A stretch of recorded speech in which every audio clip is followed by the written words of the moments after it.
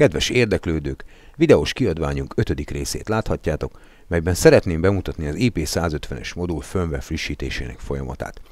Fogjunk is mindjárt neki. A firmware frissítéshez szükségünk van a BabyWare legutolsó verziójára, azon belül az eszközökre és azon belül az Infill nevű szoftverre, aki nekünk ezt a firmware frissítési folyamatunkat kontrollálni fogja. Ugye, soros kapcsolatunk ebben a modulban nincsen, úgyhogy az internetre fogunk támaszkodni, azon belül is ugye a helyi hálózatra. Van nekünk ebben a programban egy remek keresőnk, ezt a keresőt elindítjuk. Ugye ki van jelölve a megtalált modulunk, és ugye annak az alhálózati IP címe. Ezt jóvá hagyjuk.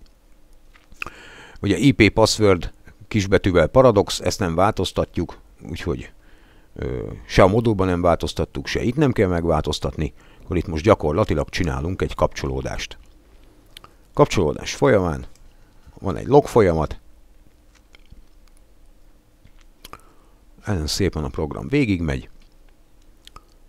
Nagyszerű, ezzel meg is vagyunk, amint láthatjuk, ugye itt a találati eredményei vannak, talált egy kontrollpanelt, egy SP6000-est, és talált ugye egy IP modult, aminek ugye a frissítését mi most szeretnénk megcsinálni. Akkor ezt itt kijelöljük.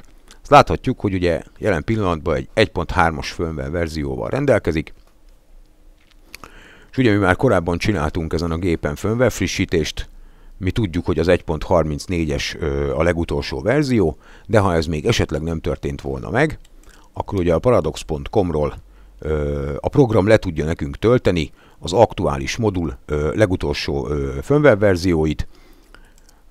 Úgy néz ki a dolog, hogy itt láthatóak az elérhető verziószámok, ugye az 1.34-es a legfrissebb, és itt láthatóak az elérhető nyelvi változatok a különböző verziókhoz. De hát minek után mi már letöltöttük az 1.34-es magyar nyelvű verziót, mi már a továbbiakban semmi más nem szeretnénk letölteni. Ugye itt a harmadik lépésben kijelöltük ugye az átvinni kívánt firmware file, és annyi dolgunk van, hogy akkor kérjük ennek az átvitelét.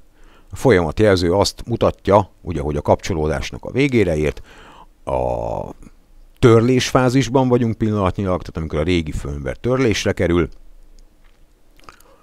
ugye a folyamat ábrája, folyamat számlálója folyamatosan megy lefelé.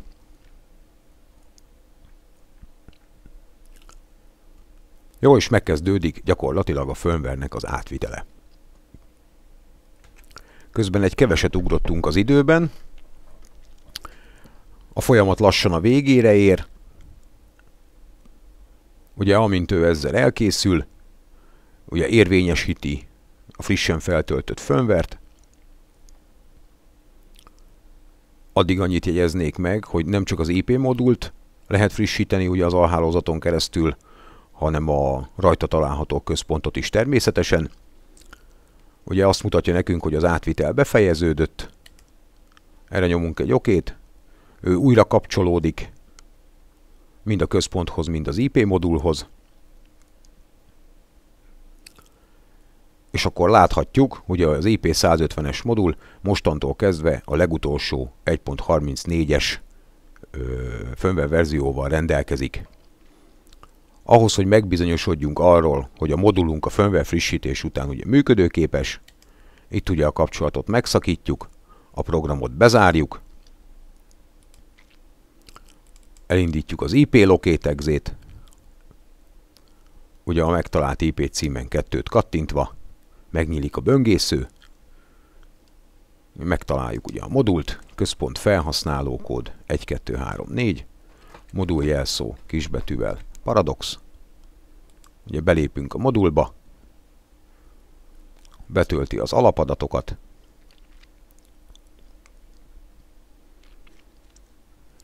megkapjuk a főmenüt, a főmenüben az IP beállítások ugye nem változtak, semmilyen beállításunk nem veszik el egy firmware frissítés során, és a rendszer információknál pedig ugye megtekinthetjük azt, hogy ez a modul mostantól kezdve a legfrissebb firmware verzióval rendelkezik. Videós kiadványunk 5. részének a végéhez értünk. Megköszönöm mindenki megtisztelő figyelmét, és találkozunk a 6. rész megtekintése közben. Sziasztok!